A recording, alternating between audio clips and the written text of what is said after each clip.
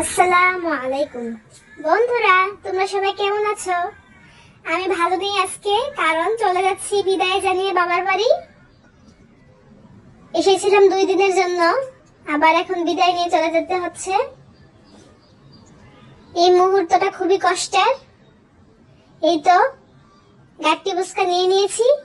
বাবার বাড়িতে আসলে যাওয়ার সময় সাথে পুতলা থাকেই। এই তো বাসা থেকে বের হয়ে গেলাম, এখন সোজা চলে যাচ্ছি রাস্তার দিকে। আমাদের বাড়িটা গ্রামের মধ্যে হলেও আমাদের বাড়ির পরিবেশটা একেবারে শহরের মতো। খুব সুন্দর, শান্ত, নীরব পরিবেশ।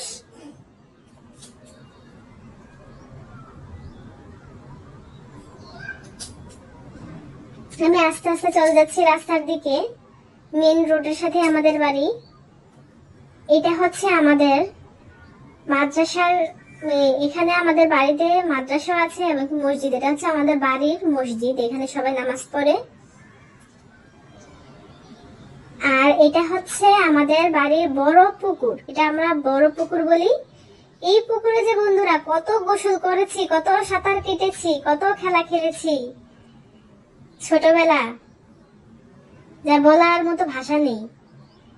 এটা হচ্ছে আমার দাদার কবর। আমার দাদা দাদি এখানে আছে, শুয়ে আছে।